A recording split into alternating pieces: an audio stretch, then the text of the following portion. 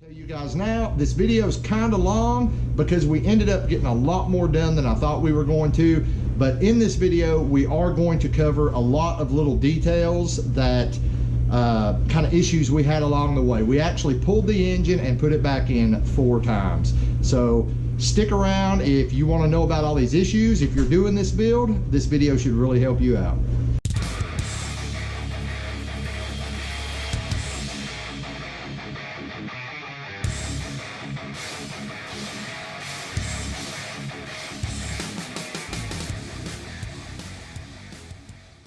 All right, guys, today's the day. We're getting the engine and transmission set into the Nova, so not gonna talk a lot, just gonna get to work. Yeah, let's get this shit done.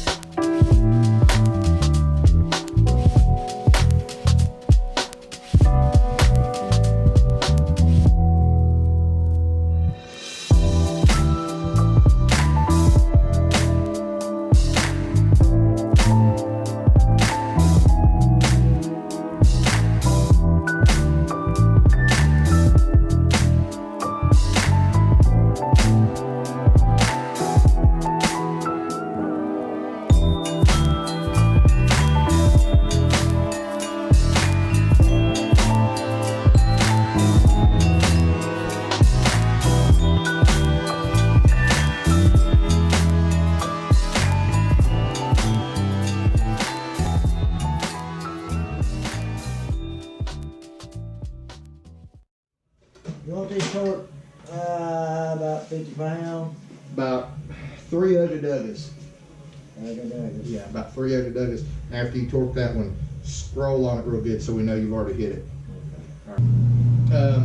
Can you come over on this side and like kick the stand or the hoist over while I'm kind of pulling back because I was against the tires while I pull back this way. Ready? Yep. Okay. Whoa, whoa, whoa, whoa, whoa, whoa.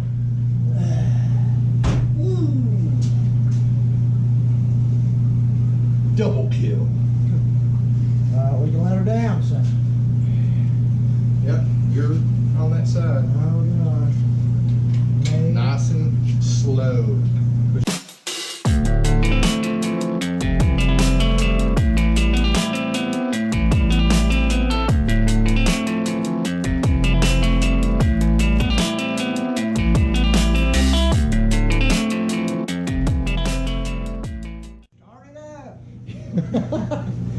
Fire some bitch up. Man, it's sliding right in there. So Yeah. here's what I think we need to do. I think before we put the jack under the transmission, I think we need to lower it a little more, and just to get the engine mounts closer, lower it just a little more, push it back a little bit, then we'll stick the jack under there. Man, this is looking good. I'd say get the jack underneath there right now, so it'll land on the jack. Yeah, that's probably a better idea.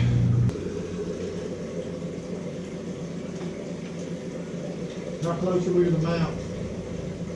Let me look. This side over here, I think it's going to it's pretty close. Let's go back just a little bit. Go. But I got to turn the motor a little bit. There. Now it's sliding down where the mounts go. That is a tight fit, man. Don't worry about it hitting that transfer, that power steering line. Can you get under it? Wrap around the, I was going to say wrap around the mirror, but okay. Fuck your paint.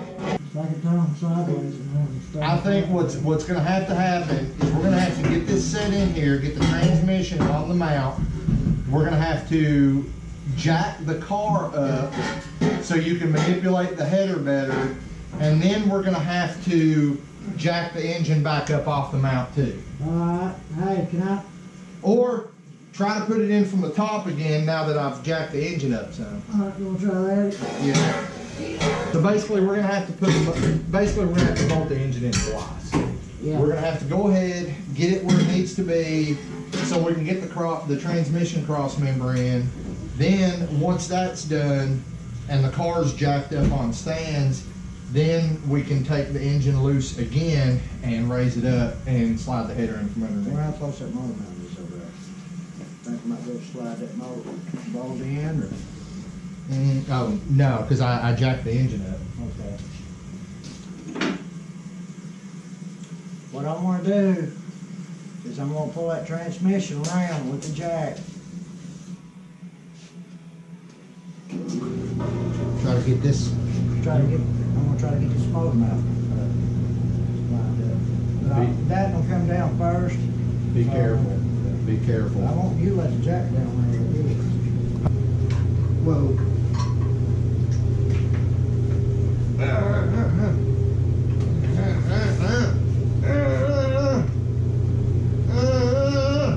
This side's in. Whew. Where's my hammer? Got dead glow here. Just need to tap it. Huh? It's going to go now. Is it?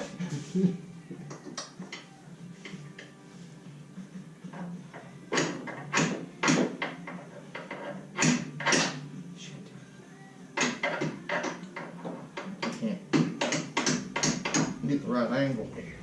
Whoa. I'm not in it, am I? Yeah. Is that in it? Yeah.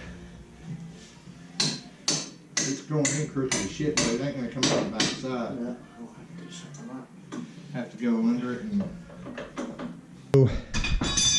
We got the engine setting in. There's actually all kinds of room back here. The issue we're having, yeah, I'm fixing to have to go over here and pry. The issue we're having, this motor mount does not like to line up. I actually had this same issue in my truck where the second motor mount was just a pain in the ass to get in and out. We're trying to take that bolt back out so we can put the header on. Yeah, that's something else, guys. Like these speed engineering headers, you've got to take the engine loose and like rotate it up to be able to get the header in. We still haven't figured out if we're gonna put it in from the top or bottom. I think what we're gonna do is try to get the car up on jack stands to give him a little more room to maneuver the header underneath to try to bring it up from the bottom. But either way, regardless of whether it ends up going in top or bottom, yeah, you got to jack the whole side of the engine up to get it in there. Okay, to get the header in on the driver's side, what we ended up having to do is actually take the clamshell mount off of the plate here to get it in, and then once we took that off, and you can see we've got this side of the engine jacked up, the header slid right in from the bottom. So now we just need to put the engine mount back on to our plate here and set it back down and run our motor mount bolt back through it. The speed engineering headers do not clear the factory clamshell mounts. So that would explain why we couldn't get the header on until we took the clamshell off. But yeah, it runs right into it, guys. Like, I cannot get that over. Like, we're gonna have to actually cut the engine mount down through here and over through here and up where this bolt hole goes in is just gonna be a flat piece of steel. I'm not too happy about that. And Ray actually just mentioned that's got me wondering now about the header on the passenger side, if we're gonna have the same problem. I don't know, guys. Yeah, it looks like I'm gonna have to start cutting on some engine mounts. We're about to perform a death-defying cut on this engine mount here to get it to clear the Speed Engineering headers. Apparently we're gonna have to cut pretty much this whole corner right here out to clear the primary, the number one primary tube on the driver's side. What's worse is we test fitted the passenger side and it's the same issue, guys. So after we get this engine mount back on, we're gonna have to take the passenger side mount off and also notch it out for the Speed Engineering header. So if you guys know, if you're planning on just, you know, using the adapter plates and your factory clam mounts, these Speed Engineering headers do not fit. You will have to notch them out. So we're just kind of freehanding this, and this is what we got. We're gonna come up here. We're gonna try to leave some of the bend in right here in this corner because, you know, that kind of helps strengthen the metal. But we're just gonna come up, over, and then down into this pit a little bit. Hopefully once we get this chunk cut out, should be good to go.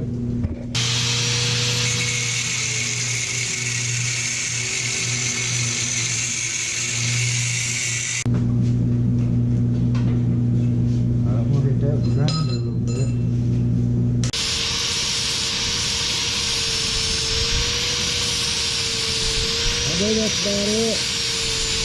Looks good to me.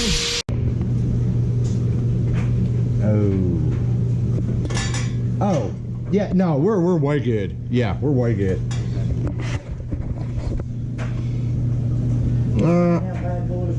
I'm not sure if you guys can see that, but yeah, we got plenty of clearance there now.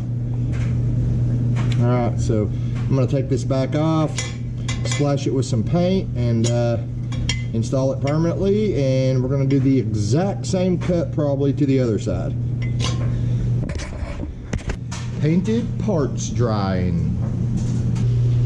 So just to show you guys how awesome my daughter is, my oldest daughter, supporting her dad's YouTube channel, bought me this cool ass light here. So you can see it goes, it's got 2 settings, or 3. It's got flash. I don't know why you would need that, but it clips on to the selfie stick or whatever, and then it's got a mount on top for the GoPro to mount to. So we're gonna try this bad boy out right now. See that? Show you about that for me. That's cool. So this is without the light, and that is with the light. Yeah, that helps a little. Yeah, it helps a lot. It should help a lot when I'm doing like those races at night, when I'm trying to film the races. You know, legal races, I mean. Legal. Legal. Over here on the passenger side, guys, you don't have to cut a big chunk out of it. Is it this corner? Yeah. Or down here?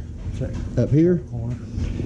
Yeah, the header's actually just barely clear, but just for good measure, I mean, you could either dent the header, or we're gonna grind just probably just this much off of this corner here, just to give the header a little more clearance. But we don't have to cut the big chunk out of the passenger side like we did the driver's side. Just kind of grind this corner down a little bit, and should be good to go.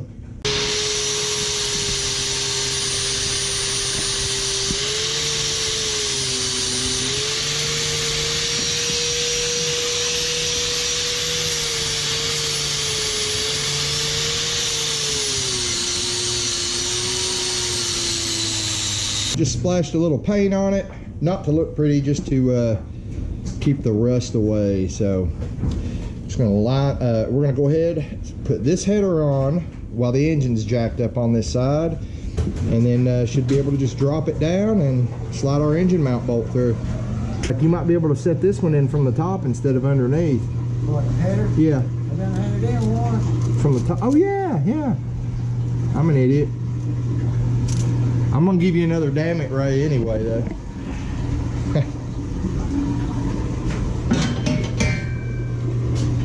I'll tell you what's really cool about this light is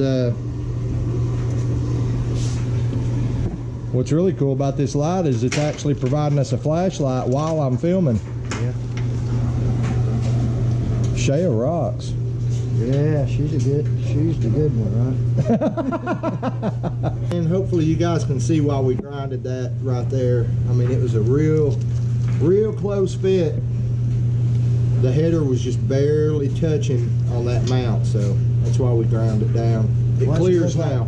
Clears now? Yeah, it's not a whole lot of clearance, but it's enough.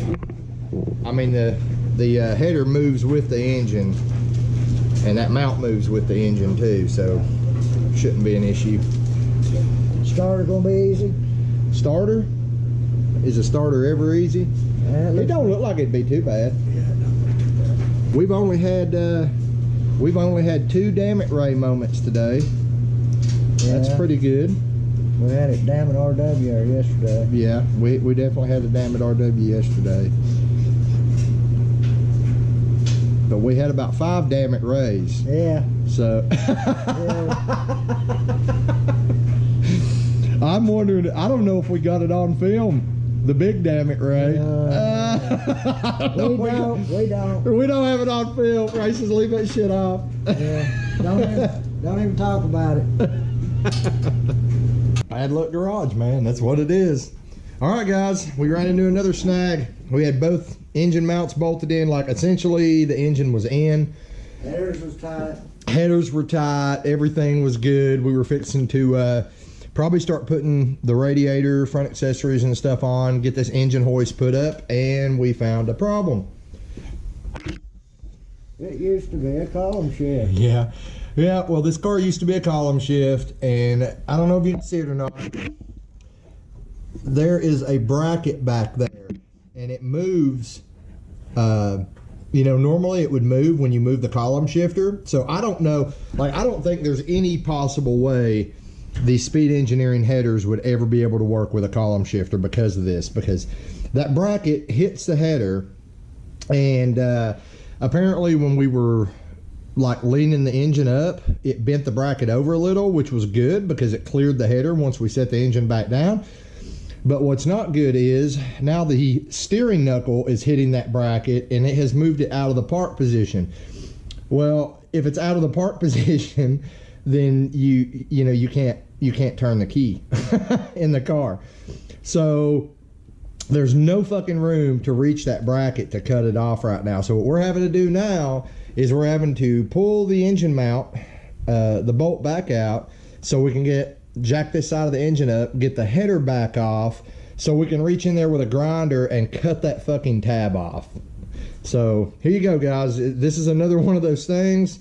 If I would have known, I would have already cut that bracket off before we started putting the engine in, but I didn't.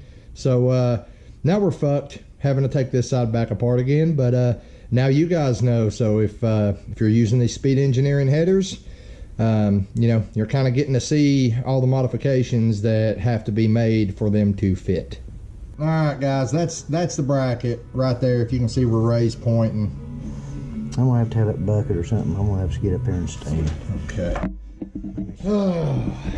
We just put the power steering bracket on, and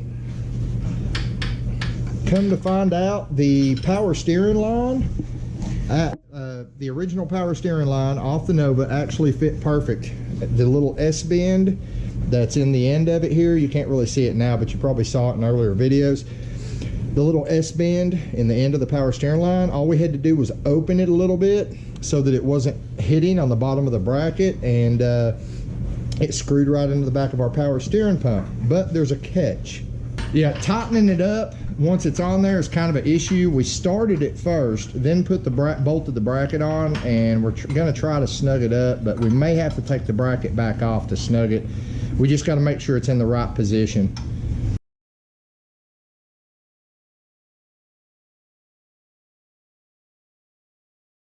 But on the back of your original small block Chevy pump, come out of whatever, you've got this fitting here. Now, the fitting from the back of your pump, if your power steering line out of your vehicle does not fit the LS pump, you should be able to take this fitting right here out of the back of your original power steering pump, screw it into the LS power steering pump, and you should be good to go. Ray's screwing in his pet cock here. Ain't she bird? Ain't Yeah. she a beauty? You got a pretty pet cock, Ray. Ain't she a beauty? All right, guys. So we're actually moving along. So this has progressed from a setting the engine in video. We're just going to show you guys all kinds of stuff today. So what we have here is a radiator I ordered from eBay. This is specific for LS swaps. So they've got the in and out on both sides here. This will fit Novas, older Camaros, etc. Anyway, it's got transmission line cooler here for automatic transmissions. You just saw Ray screw his petcock in on this side. And then over here, it actually has a threaded hole for a steam port for your LS swap. Now, we're not using that because I have tapped the water pump. You can check out my LS Tech Tips video for that. So we're not using that hole, so I plugged it. Tell them once you get there. Yeah, the issue we have with this one is one of the brackets was actually bent when we got it. Sorry, washer's going. But one of the brackets was bent, so we're going to try to bend this bracket back. If we can't get it bent the way we want, we're just going to cut it off. But anyway, I will put a link for this radiator. This was actually the cheapest LS swap Nova / Camaro radiator I could find. I think it was less than 200, wasn't it, Ray? Or right at 200, somewhere in there. I'll put a link for this radiator in the description of the video if you want to check it out. So if your application has a radiator that bolts to the radiator support, then those brackets are great. Ours doesn't. We didn't want to drill holes, so what we ended up doing is just cutting the brackets off so we could use our factory mounting hardware, you know, these little guys here, to mount the radiator. So everything's cut off. We're about to set the radiator in, and then probably going to go to the store and look for some hoses. The radiator is in. Now this top piece here, I'm actually going to sand that down and paint it black, so we're not leaving it all rusty and chrome, but we're trying to figure out what hoses to use. So what I've done here is I've took a piece of coat hanger and bent the angles in it, and we're going to go to the auto parts store and actually just try to kind of match up, try to find a hose that's got similar angles to the coat hanger I just bent for the top hose. I'm about to do the same thing for the bottom hose, and yeah, then that'll pretty much be that. As far as the radiator, we've already checked the shroud will fit. We are going to try to run the mechanical fan on this, not electric fan, so I've got to dig the mechanical fan out of the box before we know for sure if the factory shroud's going to work. At this point, we're still working out the hoses for the radiator, but we did figure out a situation for the heater core hoses. So we went to AutoZone. We got two hoses that had bends in them in order to clear all of our upper control arm bolts and stuff. So these are the part numbers. We ended up, these are DAYCO, aren't they? Yeah, these are DAYCO hoses. The large one is part number 80416. 3/4. Yep. And then the other hose that we use, the smaller hose, is 5/8, and it is 80406. Both are DAYCO part numbers at AutoZone. But they've got a little angle in them here, and then we're pulling the angle out a little bit more. We're going to run it up along the firewall and right into our new big block heater core. Okay, so that's the heater hoses. They're all connected, and you know, everything's clearing down here, and we just kind of zip tied them to the fender for now. I don't know if we might get a bracket, or hell, the zip tie looks fine. Maybe a thicker zip tie down the road, but yeah, those worked out good. Moving on to the heater hose, or the lower radiator hose. We have a hose here we think will work. I'll go ahead and give you the part number. If it don't work, I'll correct myself, but it's a DAYCO hose, and it's part number 71932. So we're going to try to bend that around, see if we can cut it off to fit that bottom hose there. So we weren't able to make two out of one, but out of that part number from earlier, 71932 DAYCO part number radiator hose, we were able to cut a part out on one end of it, and it fits perfect. It's not touching the frame, it's not collapsed at all, the angles worked out great. Like I said, we just had to trim off one end of it, and that's our bottom hose. We are still on a quest to find a top hose that fits, however. Let's try this up. All right, guys, it's been a long weekend. We got a lot accomplished. Final note, we have found out the mechanical fan does fit. We're still trying to figure out what we're going to do about the top radiator hose here, but we've got some ideas. So I think we've got that figured out. We just need to go buy the hose. We just went ahead, threw the intake on, and you know, kind of wanted to see what it looked like, take some pictures for the old Bad Luck Garage Instagram page, and I'm gonna be pulling that off though. The next thing I really need to start on, I guess, is the wiring. So I'm not sure if that's gonna be the next video or not, but definitely gonna be starting on the wire harness in upcoming video. That's pretty much it, guys. It has been a long freaking weekend. We had a lot of setbacks, but the good thing about it is, I mean, this is gonna sound really warped, but I kind of enjoy when we have the setbacks, because the reason I make these videos is for other people who might watch this video to try to get an idea how to do one of these projects. And that's why I like to show all the shit that goes wrong. That way, you guys who are watching this video to try to get information, you can kind of see where we run into problems with the parts we use before you run into those problems. Like a good example, the engine mounts, the steering column linkage for the old column shifter that was still on the car.